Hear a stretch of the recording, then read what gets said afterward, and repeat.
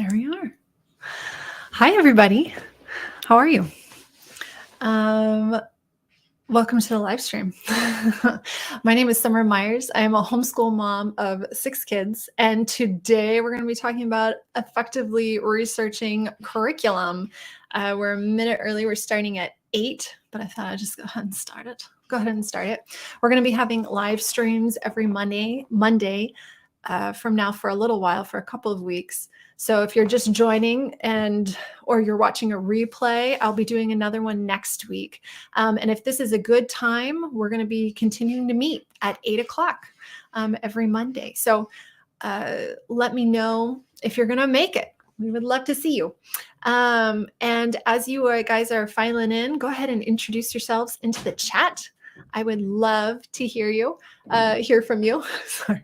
Kid just walked in and forgot that I was doing this. So if you're coming in, go ahead and say, hey, I just love to chat with you. Today, what did we do today? We had, well, how about instead of I tell you about my day, I'll talk to you about my books that I've been reading. I've got a couple of books going on right now. We were reading Atomic Habits and something else like Tiny Habits and Montessori. I spent a couple of minutes, just a couple of glorious minutes, just sitting down and reading my book. And that never happens. It was wonderful. Anyway, let's go ahead and get started. So I'm going to go ahead and switch my screen to here. Here we go. Effectively researching curriculum. Oh, look, we have a couple of people. Hi, Jenny. Hi, Jennifer. Hi, Priscilla. That's my mom. Oh, good. I'm so glad my mom made it. I'm so glad you guys are here. All right, let's go ahead. Sorry, I'm going to switch it back. Effectively researching curriculum.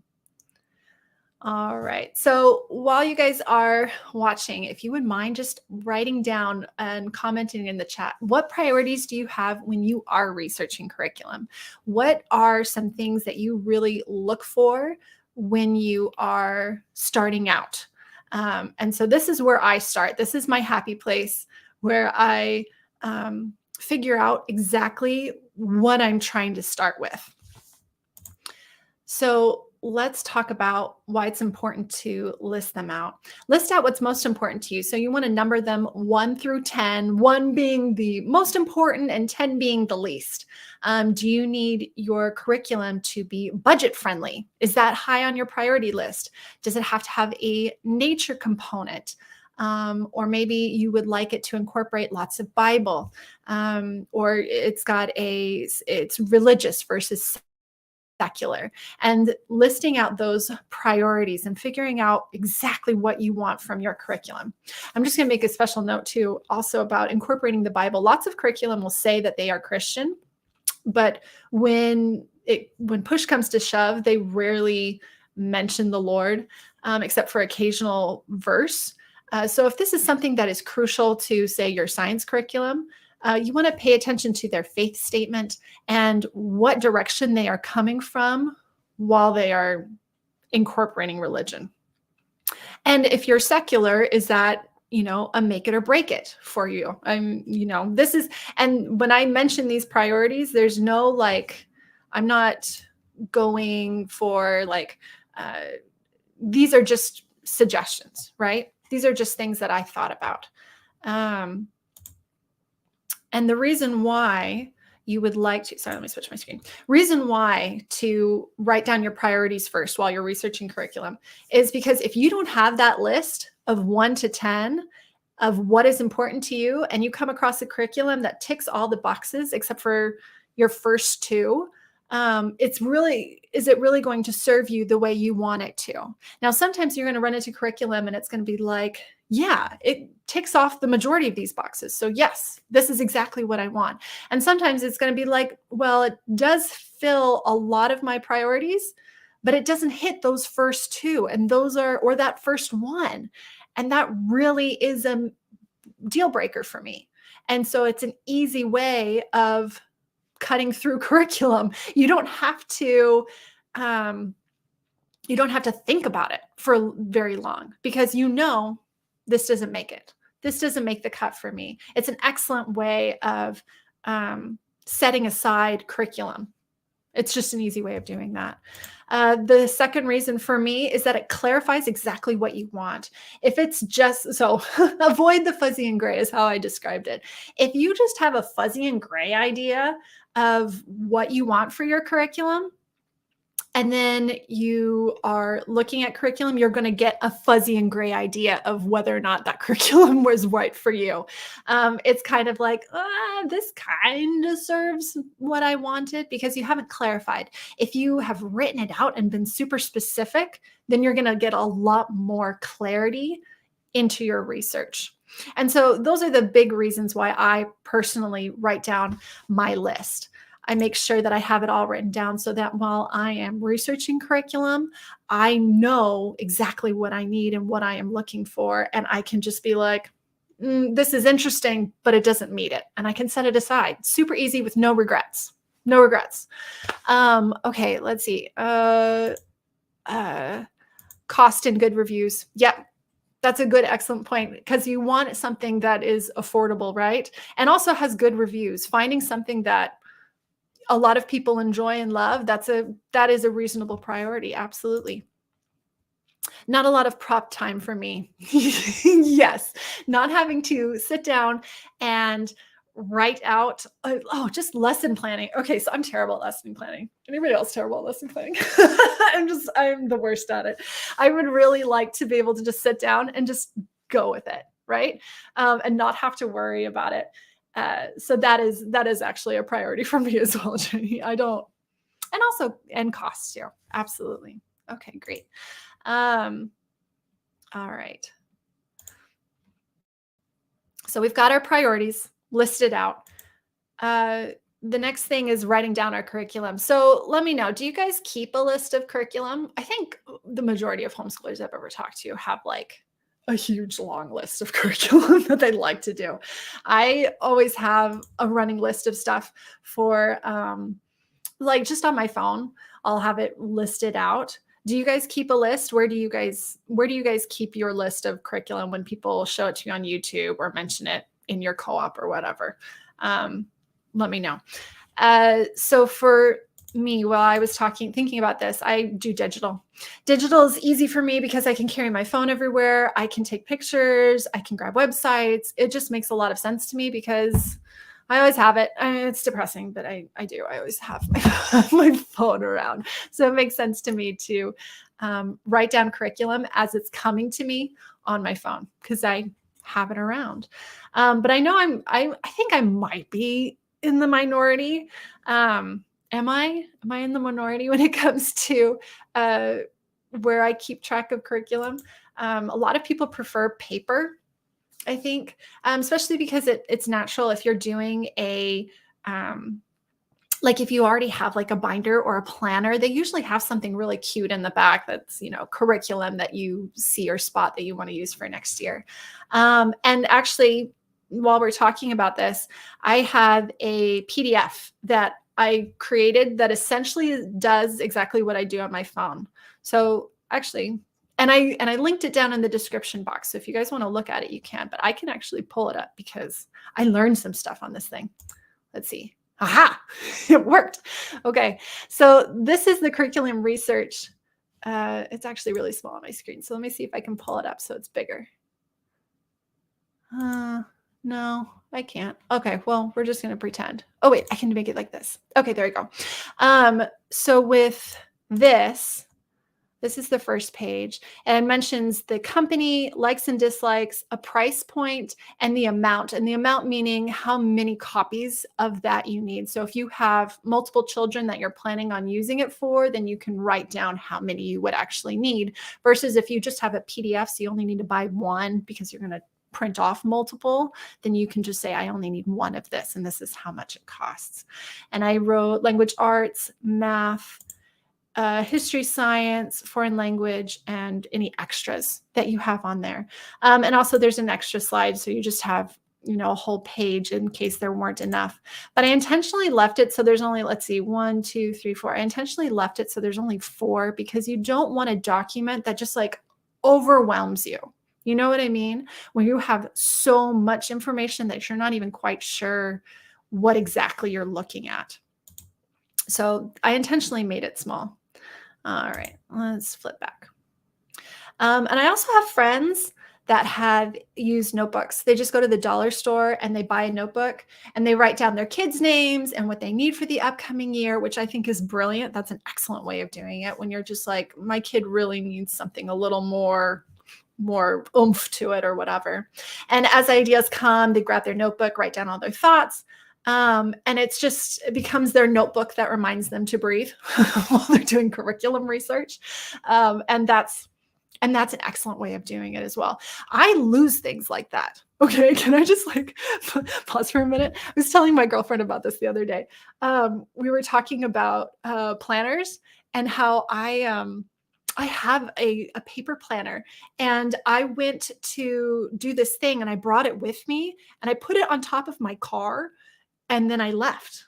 And it just, as we were driving down, my daughter was like, "Did you see that bird? I think it hit our car." And I was like, "What are you talking about?" And then when we got to the place, I was like, "I don't know where my binder is. I must have left it in the entranceway."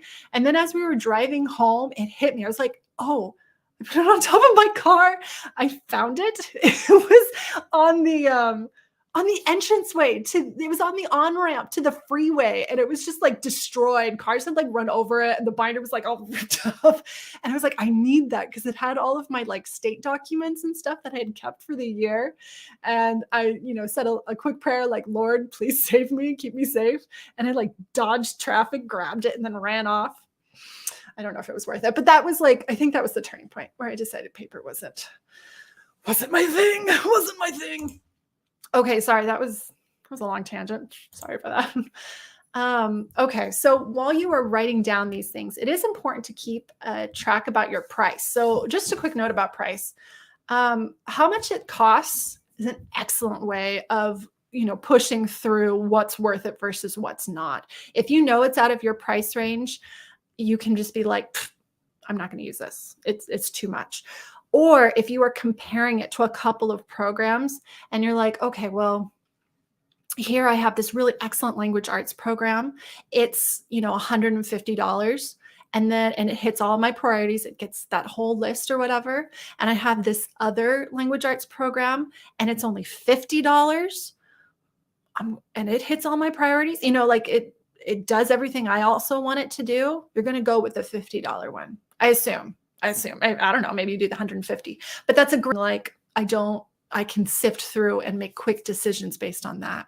The other flip side of that is also the amount. So let's talk about that. And the amount tells you if you're going to need to get several copies for your whole family. So if it is $20 for the digital copy and it's $15 for the printed copy, you're going to be like, well, the digital copy is more, but I can print more off and I can use it for my whole family. So that might be worth it for me, which is why you want to mention the amount. Whereas if it's $20 or if it's $15 and you need 5 copies, that's quite a bit more. So that's why I included the amount there. Both the price and the amount are small. Like I only left a little bit of room there. Because we're not trying to overload ourselves with information. It's a quick reference guide. So, we don't want to be like, well, there's a membership and there's this and there's that and there's that. And then you're just like, okay, I can't look at this without getting a migraine. So just a quick reference guide is what I do when I do this sort of thing. And then also make sure to write down those first impressions about why you like it. And that will help narrow down thoughts. Sometimes when we get so excited about a curriculum, we can just be like, "Oh, it's so pretty." And, "Oh, look at this and look at that." And then when push comes to shove and we have to write down specifically what we like about it, it's like, well, it's got watercolors, and I've fallen for that trap too. There's no judgment here. But if you can write down exactly why you like about it, short and sweet, a couple of words, then that curriculum is worth it. And it forces you to think about why you like it. And if you can't do that, then it's probably not worth remembering. It's not worth keeping around. And then if you can't stop writing about it, that's a good sign too, right? that's worth it. Okay. So we've got a couple of things. I have a Word doc and add to take away as needed. Yeah, a Word document I think is really useful. And also because you can put like all kinds of really great things like tables and that sort of thing. Excellent. Yeah. Phone notes, good place to brain dump and plan. Yep, I agree. That's where I keep, like, I also like to grab, website links or pictures, and I could just tag those directly in there and pull that all up. Yeah, absolutely. Hi, Lisa. Lisa's here. Hello, Lisa. I'm glad you're here. Let's see. We've got Jennifer. I screenshot from YouTube. Oh, that's a good idea. Oh, I never thought of that. I might be stealing that. Or Instagram. Yeah, a ton. So I don't forget. Yep. Because how many, like, you do not have the time to think about it. You know what I mean? Like, just remembering all of that. I used to feel like I had such a great brain. And then I had all those kids. Oh, that's so sad. I have such a funny story now, too. Okay, Lisa, tell us your story about a binder. Did you lose your planner, too? I'm going to be looking for that. You should share it. We all want to hear it now, Lisa. Okay, hold on a minute. All right, we'll switch this back. All right, so let's talk about actual research. Oh, sorry, Lisa, we'll hide your comment. There we go. So how do you find things in the vast internet? Like, how do you search for it? And the answer is keywords. We look for keywords. We come up with a couple of keywords that you are looking for in curriculum, and that can help sort through stuff, right? What keywords do you guys use when you're doing research? Is there something specific that you're looking for your children? Because I had a couple of examples, but I know this is not an exhaustive list. This was just something I came up with on the fly. So if you have something that when you're looking for curriculum, let me know. Let's talk about it. Okay, so keywords. If you're looking for a budget, because that is crucial to your priorities or whatever, you want to look up free, affordable, right? If you have special needs in your home, obviously you're going to be looking up that particular need. But not only that, if I might add, if you have somebody who is struggling with, they aren't necessarily diagnosed, but they do have the wiggles or whatever, you can add ADHD in there and be like, what's a good curriculum for this? Even though I don't think my kid has it, that could help them. It doesn't have to be, fit them in a box. Dyslexia, if they have trouble reading, dyscalculia is math, and dysgraphia is actually writing. So if you have trouble, I'm not exhaustive on this. I'm not the person to talk to when it comes to special needs. But picking those can help navigating some curriculum. If you're looking for a specific need that will really target it, like if you're really trying to find somebody or a curriculum that really targets spelling, that would be a curriculum to look for like dysgraphia. Or if you were looking for something that has a really excellent reading program, you want to add dyslexia in there because you're going to get better programs that are more geared to that. Just some thoughts. Philosophy. So obviously, if you want a more Charlotte Mason, a classical, traditional, you want to add those words into your curriculum search on the regular. If you have a specific type of learning style that you want something that says like hands-on for those kinesthetic learners. Video, if you've got visual learners. Audio, if you've got auditory learners, or, read alouds, that sort of thing. If you want a more independent kind of curriculum, or if you want something where you are sitting down, there's more teacher-led, you're going to look for student-led for more independent work. Open-ended, I think, typically means more of a teacher-led curriculum. Because it's open-ended to the student to, take on, but it also means more prep work for you. So it's more, it sounds like that would be great for students.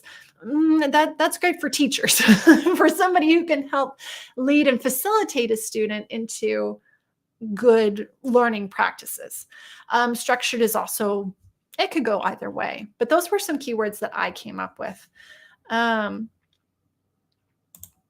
So let's talk about that. Let me flip forward for a second.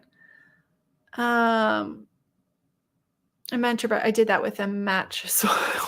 Lisa, you dropped a mattress. Oh no! Oh my gosh. Oh my gosh. Where'd you drop it? Where did you drop your mattress? Oh no. I was just driving to South Carolina the other day. Somebody dropped a full-on couch from the back of their truck.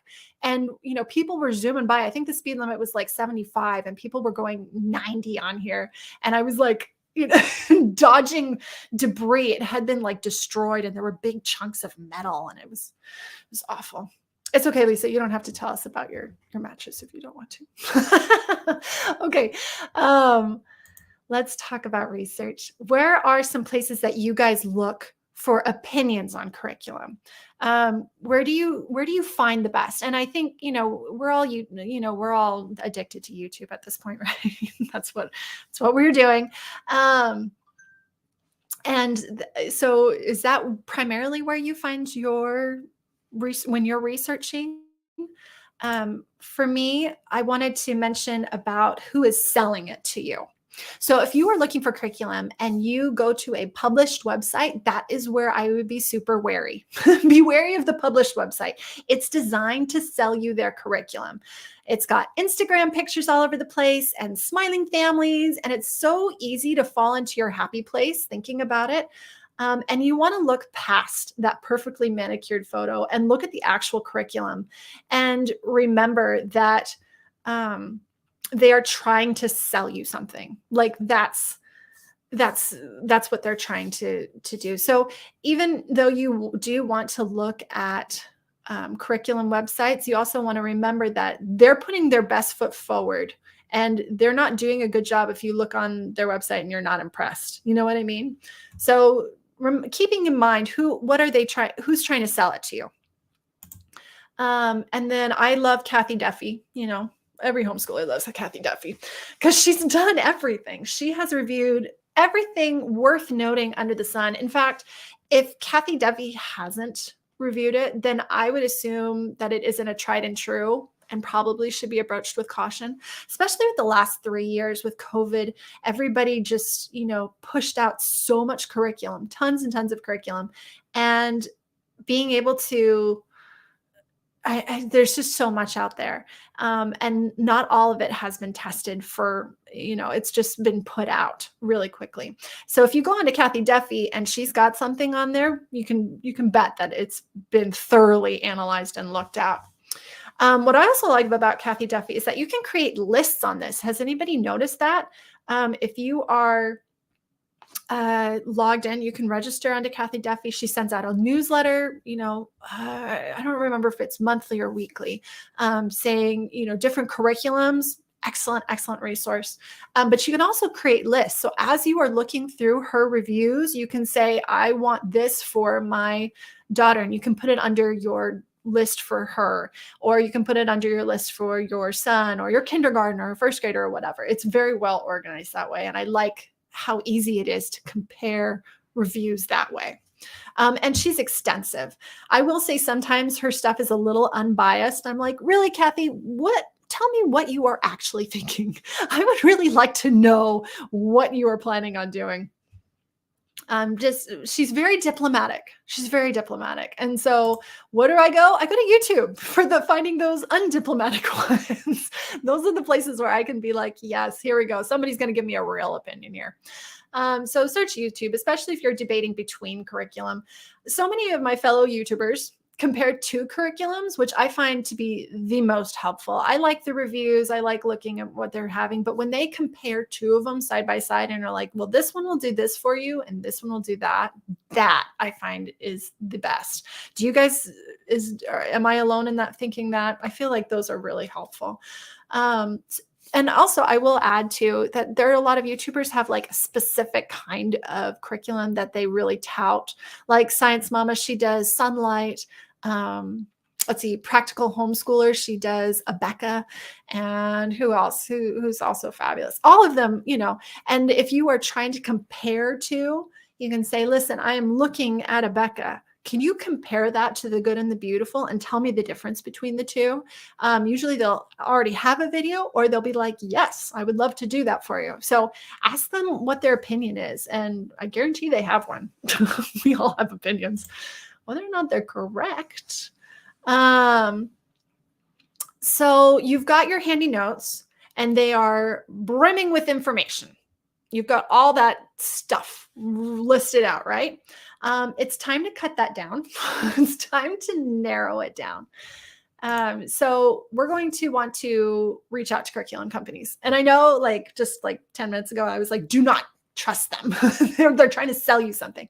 Well, this is also a time you want to reach out to them, because they will frequently send out newsletters, flyers with discount codes. And that's what you want. You want those. You want to know if you can get a better price for them. And you want all the information.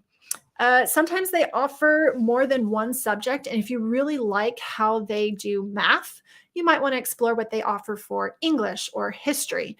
And usually they're very happy to answer your questions about, and they're like, yes, it is rather open-ended or rather student-led. You don't need to, I didn't mean to say that you need to keep your guard up with them all the time, but they are happy to talk to you about their curriculum. And if there's something that you really like about one thing of theirs, there's a good chance that you'll like something else that they do. If you're writing an email, I'd also list out your concerns, like things that you're worried about, along with things that you like, because a little flattery never hurts anybody. And see what they say. See what they have, what they how they see their curriculum. And the way they carry themselves is a good indicator of how they'll carry themselves in their curriculum.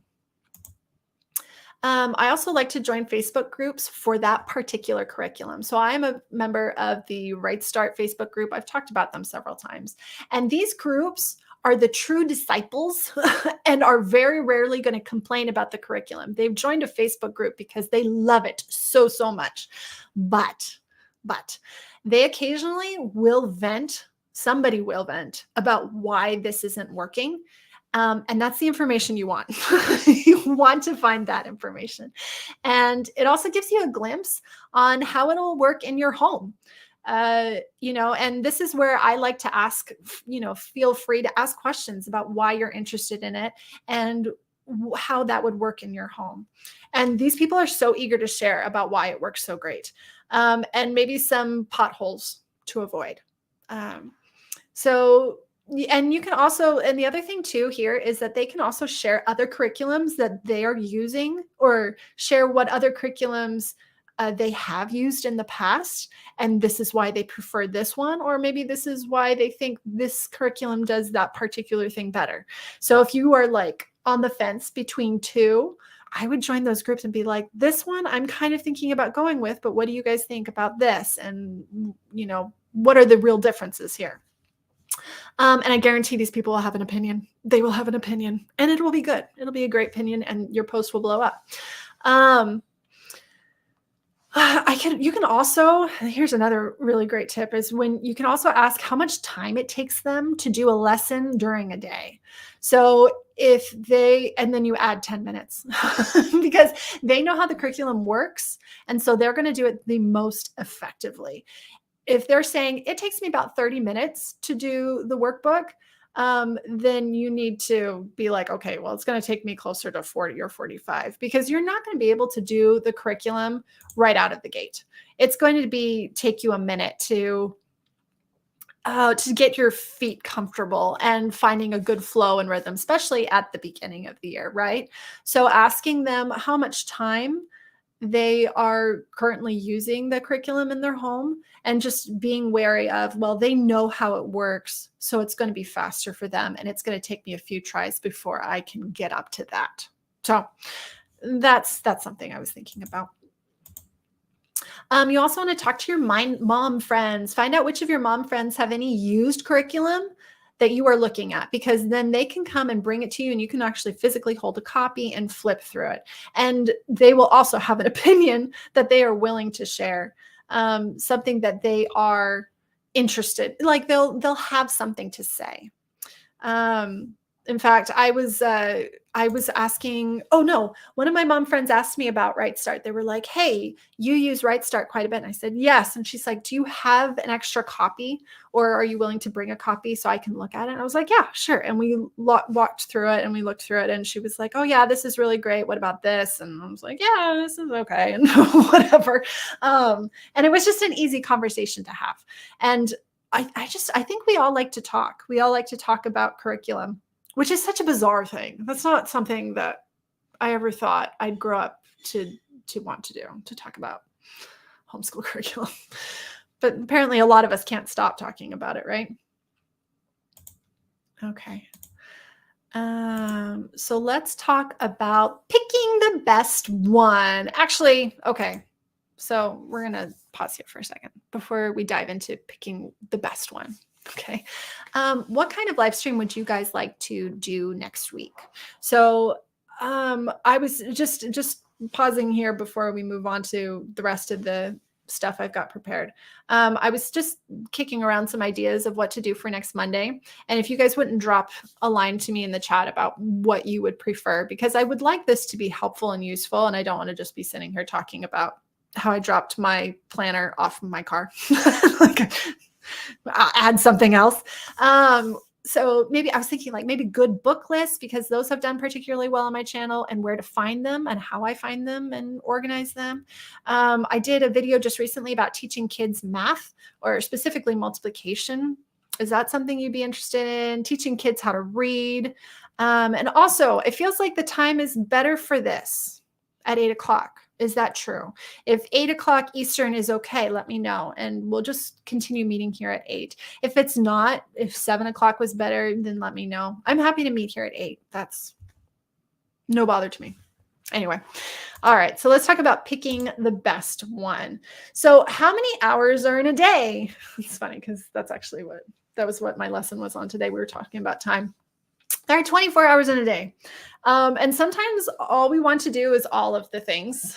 We want to do all of the curriculum, but we need to keep our visualized year in our mind.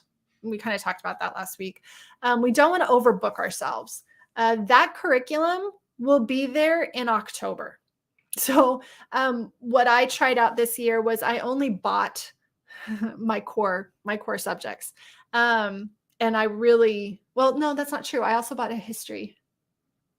Oh my gosh, I think I lied, guys. I think I did buy, I had I had a membership already for my science curriculum, so I don't know if that counts.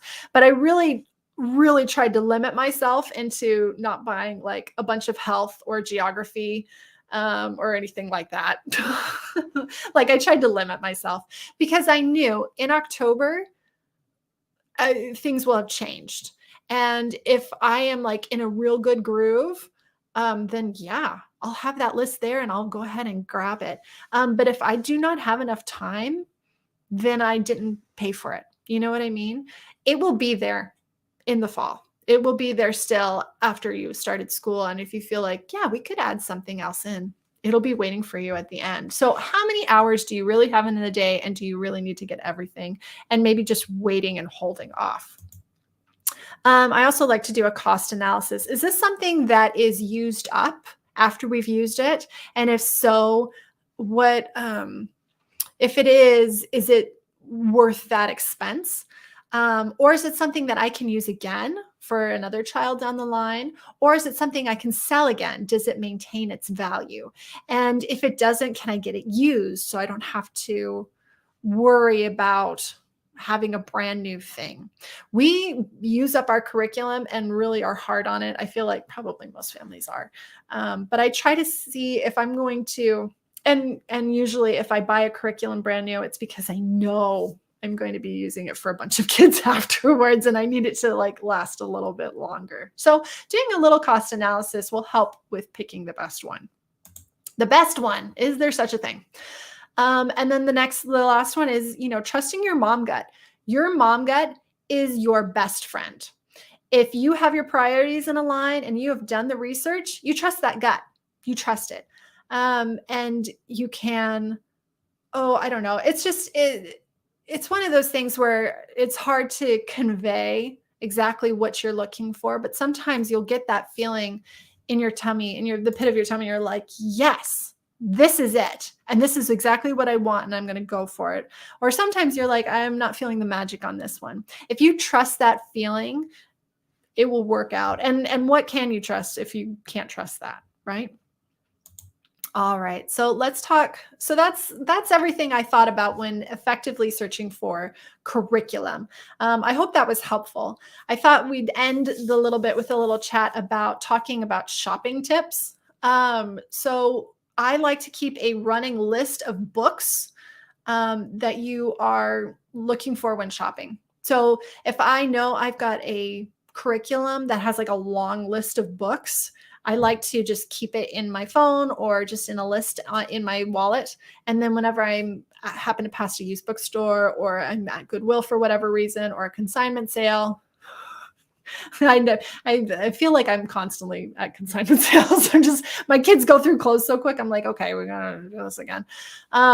And I like having that list of books so I can just run through real quick and be like, yo, look. And it's kind of a special find when you find a book that you have been saving for. Another one is asking curriculum companies if they have a sale coming up. So if I know that I'm going for this particular curriculum, I like reaching out and saying, do you have a convention discount coming up or a sale? And they usually have a convention discount running, especially in the late spring, early summer when all the conventions are running.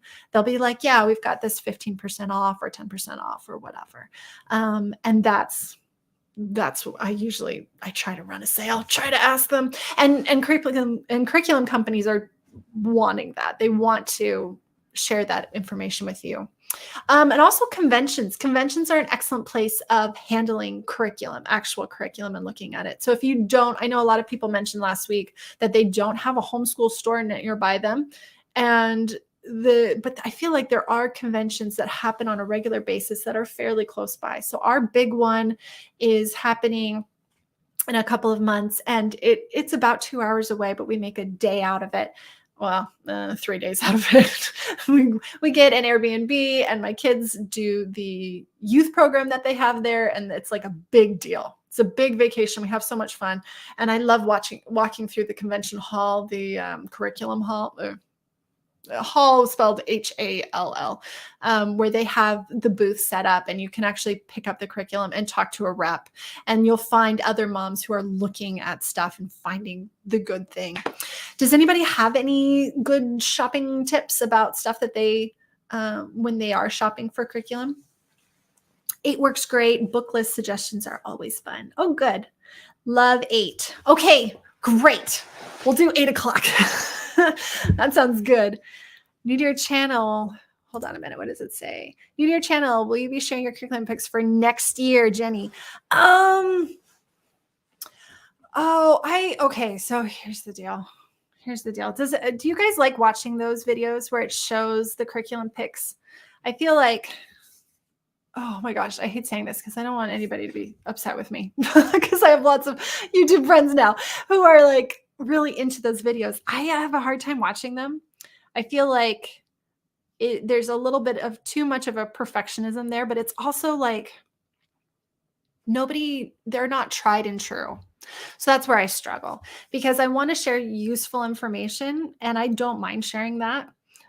Maybe I've been playing with doing an update video, so maybe I'll do that in the coming weeks. I've got family visiting from out of town right now. So, and maybe that's when I should share. Is that something you guys are interested in? Yes. Okay. I like talking about what I'm doing because I want you guys to know what I'm doing, but I also want to make sure that it's not just like, and this is what I'm doing. And then like 5 minutes later being like, that didn't work. You know what I mean? Get many views, but I do get tired of them as well. Yeah, and I feel like we just get swamped with them this time of year where everybody's like, look, this is what I'm doing for my 7th grader. And this is what I'm doing for my kindergartner. And you're like, oh my gosh, that's helpful. That's nice, but that's also overwhelming. If I buy from Christian Book and want to buy specific curriculum, I should load that up. To buy specific curriculum, I'll look back at emails to see what sales are. Oh, that's a good idea. Oh, see, that's a good tip is to sign up for publishing company emails because they will frequently send out newsletters or email newsletters saying when the big sales are on. That's a great tip. I love to see you review curriculum. I love to hear your books from your home library. I love to hear books from your home library more. Okay.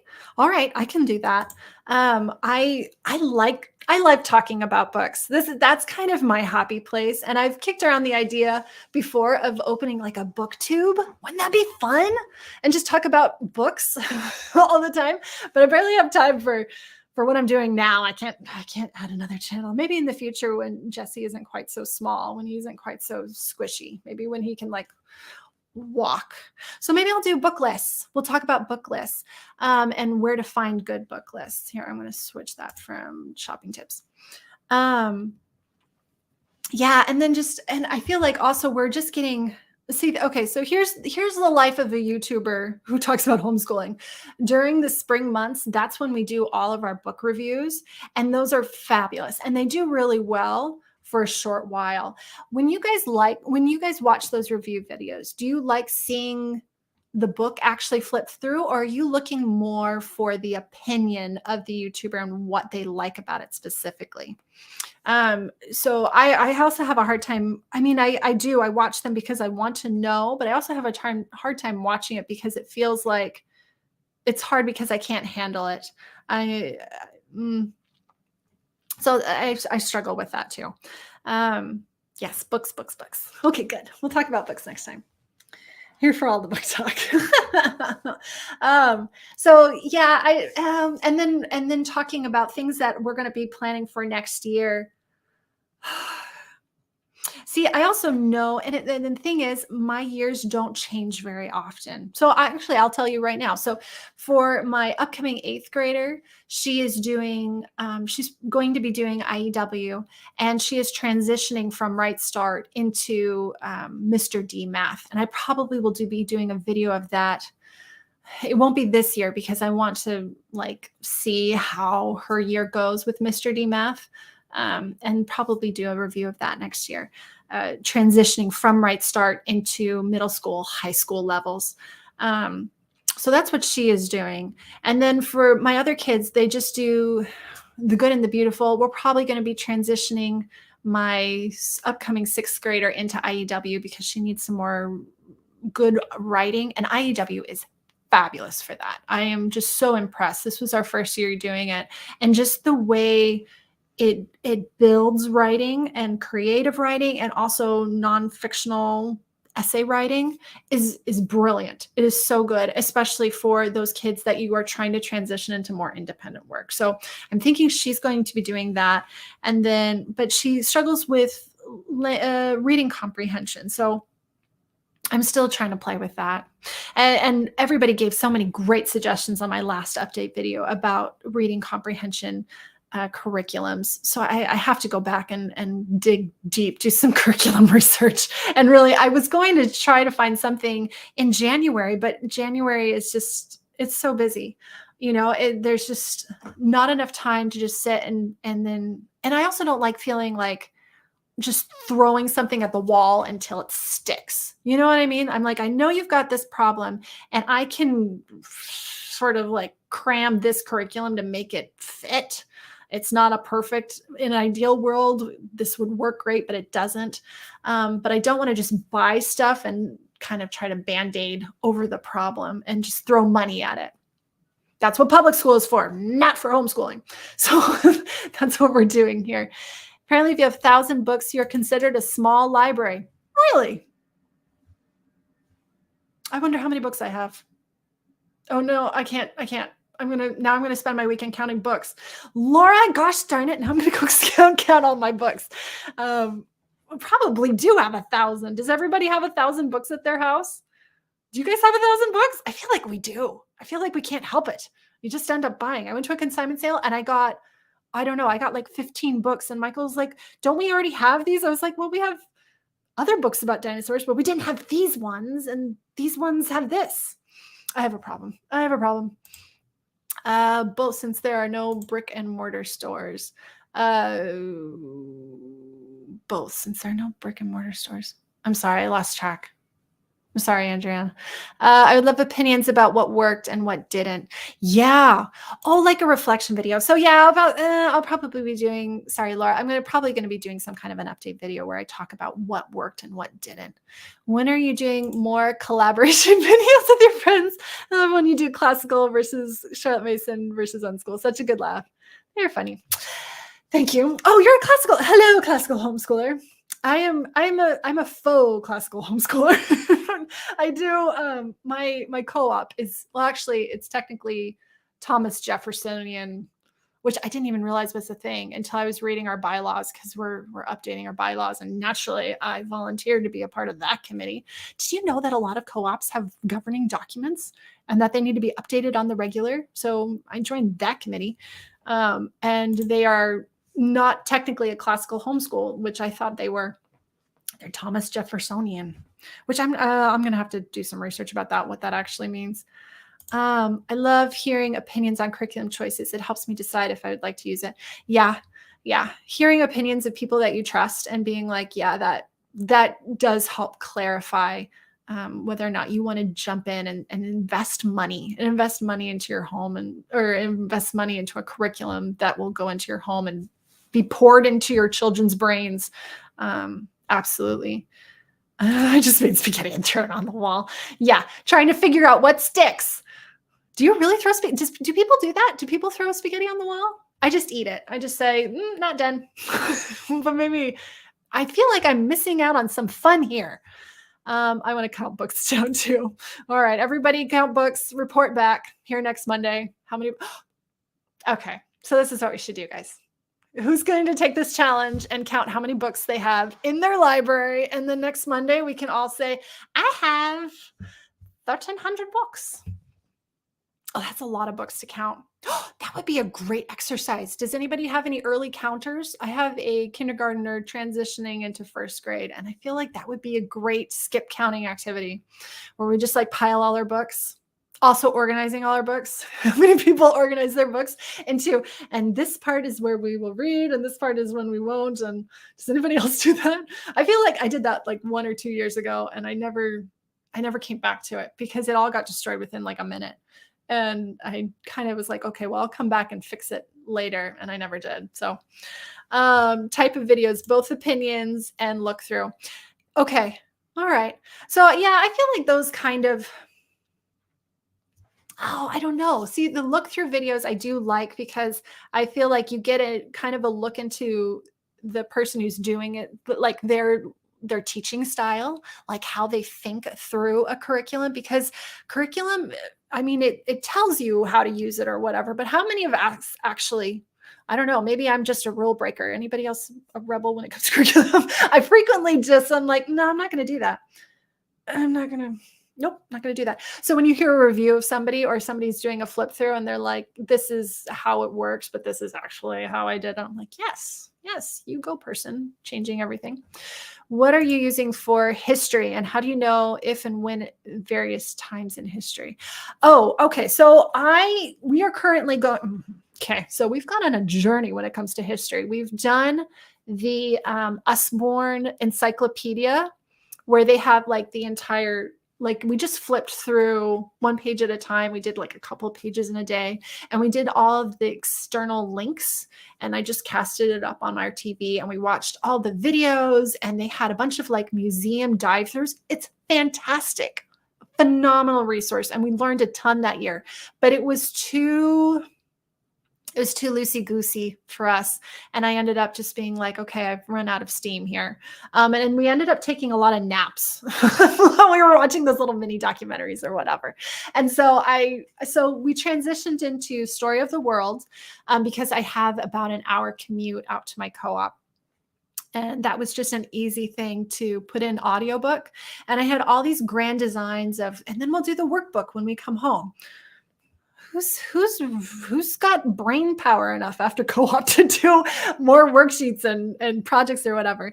But the Story of the World audiobook is phenomenal. I think the guy that does it, his voice, I don't know, it slurs a couple of times and he mispronounces a couple of words, and that bothers me.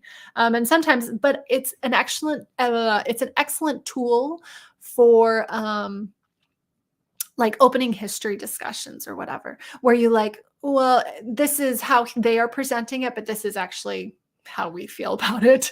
And it opens discussions with my kids and they all love it. And they'll all be like, wait, what about this? And how is this happening? And she does a really phenomenal job. It's Susan Bauer, and that's a classical classical homeschool approach. She does a phenomenal job doing history, the entire world. So it's not just European Anglo history. She talks about what's happening in ancient China or in Africa. And granted, some of the time there isn't a whole lot that can be expounded on, but I love that she tries and that she has great legends and stories that kind of make that come alive. But that is world history. I think we're going to be transitioning back into American history, and we'll be using Knotgrass for that. They have an excellent Star Spangled Banner curriculum that I loved. It was so good, guys. It was so good. It had a rhythm and rhymes book. Okay, so I'm just kind of overdoing it here, but they have a rhythm and rhymes book where you can like put a CD in and there's like dancing and stuff, and there's music, and there's also poetry. Phenomenal. And you can just sit and you read a lesson, and then they've got little side projects in each unit. It is brilliant the way it's laid out. They also have a geography, early elementary geography unit where it talks about the different states. I haven't looked at that one yet, and it's kind of one that I've been kicking around if maybe I would do that one. And I know they have a middle school and high school one, so I'm going to have 2 middle schoolers next year and then a 4th grader. Oh my gosh, is she going to be 4th grade? Oh, when did that happen? Gosh darn it. So I might try to do the middle school, high school version of America. But I think it's like something Uncle Sam or something. Oh, I feel bad that I don't know the actual answer to that. Okay, that was a really long-winded answer. I have opinions about history. Just downloaded the Library Thing app. Oh, that's a great idea. It's going to help me count. Okay, good. Everybody find this Library Thing app and count all your books. I need an app to keep track of the books so I don't double buying them. Oh my gosh, that's a real thing. That's a real thing where you have to, like, I have 4 copies of Little Women, and there's another one that I have a dozen copies of because I keep looking at it and being like, I don't think I own this one. And then I just buy it. And then I come home and Michael's like, you have like 2 of these and a junior's edition, like a Reader's Digest edition. What are you doing, Summer? You can never have too many books unless it's the same book. I don't know. We love Story of the World. Oh, good. Laura, which section are you on? Because they've got ancient, medieval. Oh, it's not modern. What's the next one? Oh, is it modern? Don't they have 4 cycles of it? Oh, I've forgotten. We're doing the medieval one. We're doing the blue book, and it's fantastic. My kids have really, really enjoyed it. I wondered if you had used Nutgrass. I've been using it too. It's phenomenal. I love it. It's so good.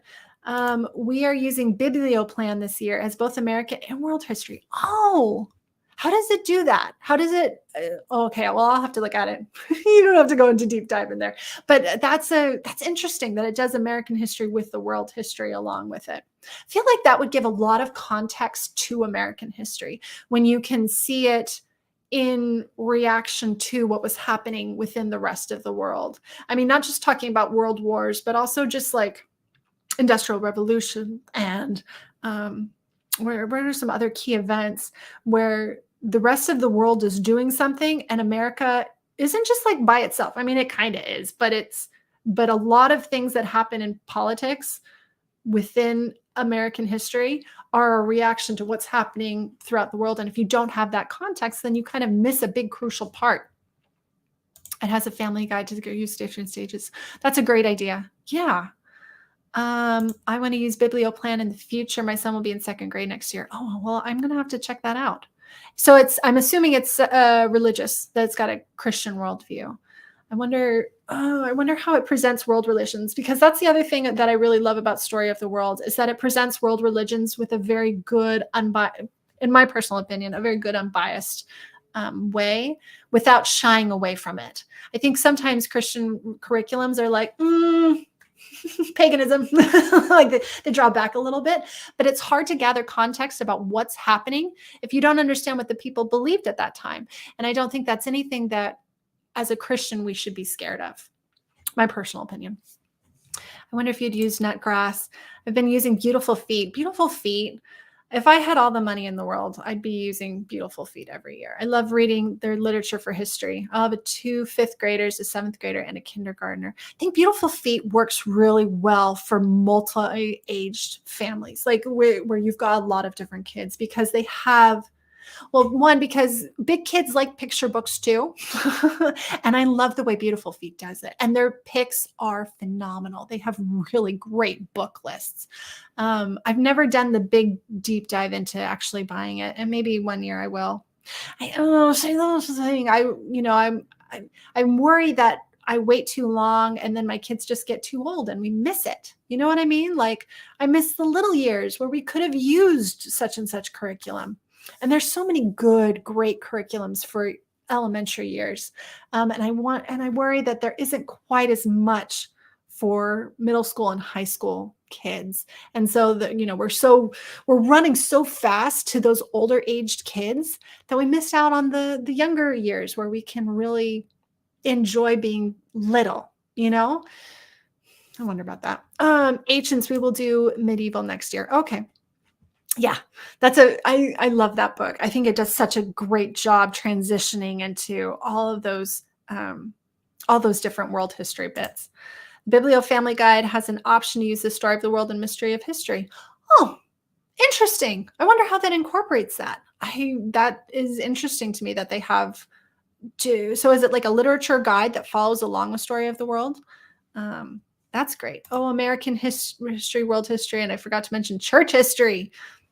Yes, I think that's also important too, when you can kind of piece together and along how Christianity has just, followed. You can use Beautiful Feet literature books along with Biblioplan.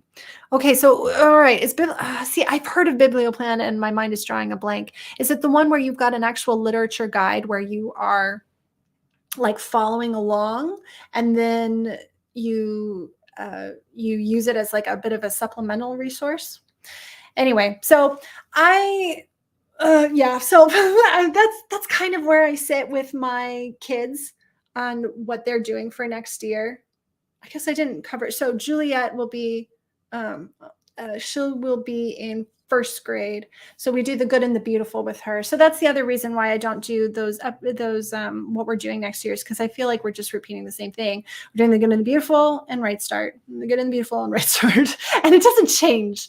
I'm not a huge drastic jump the ship. I'm going to go try something else. I tend to stay pretty even keeled, pretty, straight when it comes to our curriculum. And part of the reason being that once you know how a curriculum works, you can teach it that much more efficiently.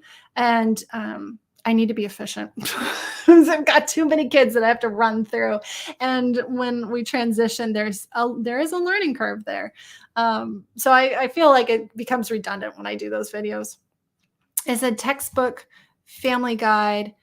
So it has a textbook family guide, has a resource. Not advertising this curriculum. You can advertise this curriculum. That's what this is for. This is what it's for. We want to know. Tell us all the things that you guys are doing. I want to know because, that's the thing. There's only so much curriculum before you're like, I just don't have the time to do all the things. We talked about this before where you're like, oh yeah, I would really love to, I'd really love to do all of this stuff like language. So so that's the other thing too, is I've been trying to incorporate a foreign language into my homeschool for years now. And it just really doesn't stick. And the thing is, I took 3 different languages as I was growing up, and I am not proficient at all in any of them. But I have a basis understanding for a couple of different things. And my husband speaks fluently Spanish. And so, which is a language I actually never talk. And actually all of my siblings are bilingual except for me. Isn't that disappointing? Mom and dad, are you still on this chat? Why didn't you speak to me when I was little and speak to everybody else?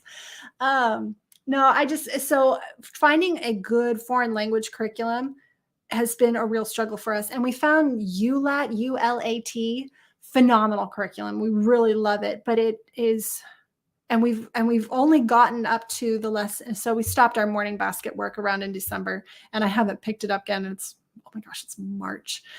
So that's kind of fallen by the wayside, but it was absolutely worth the time and effort that we put into it. I just don't know. I just don't know if it'll stick. So here's my beef with foreign language. Does anybody have noticed this? When we do foreign language, a lot of it is reading. It's reading based. You have to be a proficient reader in order to do language. But language and speech are two different skills, and they use two different parts of the brain. We are wired for speech. Kinder, that's my dad. And okay, so we are wired for two different, we are wired for speech. As children, we are looking and adapting our brain to speak with the people around us. And that's why it's important for early language development to talk to your kids and explain what you're doing. And, well, now we're changing your diaper, and now we're going to take a bath, and now we're going to, feed or whatever. And your brain is wired for that. Reading, not so much. We know this. You are literally transforming a portion of your brain when you are learning how to read. And it's not a skill that just comes naturally. There are children who seem to pick on it faster than others, but it is not wired into our brains, which is, mind-boggling in and of itself, right?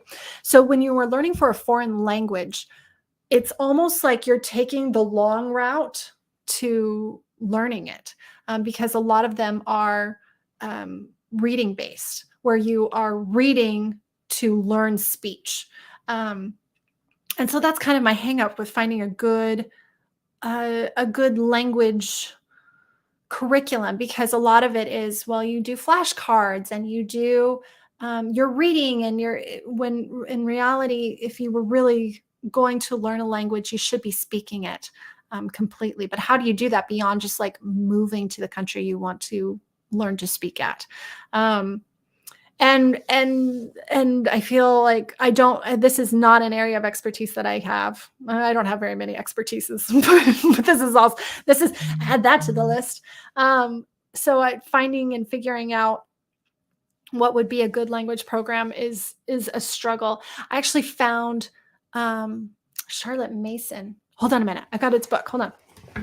Oh.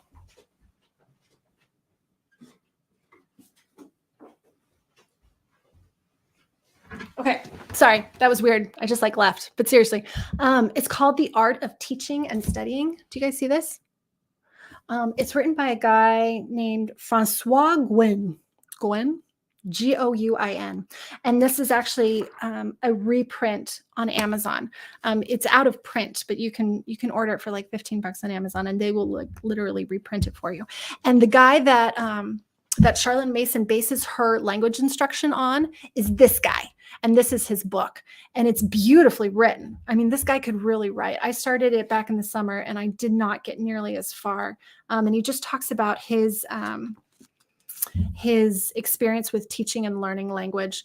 And it's very, very interesting. And I'm hopeful that maybe I could find something, because Charlotte Mason is known for having really effective French speakers when she was alive and teaching. Allison, have you figured out typing for your kids? Yes. Yes, I have. Figured out. What does that mean? So we do not use an actual curriculum. What I do is, is it like type dancing? I might need to pull it up, but there are typing games, free typing games, and you literally just sit there and you type while zombies are coming to attack you, and you just try to get them as fast as you can. And that's how all of my kids have learned how to type, is playing those typing games. And I've looked at typing curriculums in the past. In fact, I think we bought a couple. We bought like the Disney one and something else. but they were not nearly as effective as having um, of those little dance mat games. And my kids have all learned to type very quickly using that. And part of that is just letting them use the computer um, as well. So I pull up Canva, which is it's like what would you call it? It's kind of like a graphic design publisher where you can like pull up pictures or whatever. And all of my kids will play on that, and they have learned how to type using that.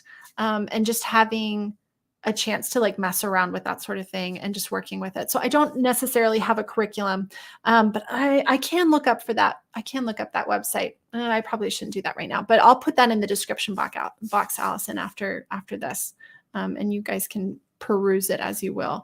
But I think using gameplay for that is like one of the best things when it comes to typing.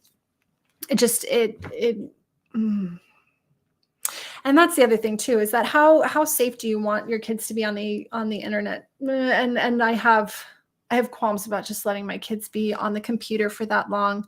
But it did mean they were excellent typers by the end of it. Oh gosh, I wish I knew what it was. But if you do a Google search too, that comes in handy. All right, guys. So we have been talking for about an hour. And I'm not used to talking quite this long about myself. So we're gonna go ahead and say good night. So next week, your homework is to find out how many books you have in your library and count them all up. Oh my gosh, that's gonna be a lot of fun. Are we including the books that are like in your room, like books that you read, or is it just kids' books? It's not like your whole house books, right? And then next week we'll talk about book lists and finding out how to find your best book list and where to get those. All right. So everybody have a good night. It was really lovely chatting with everybody. Take it easy. Bye.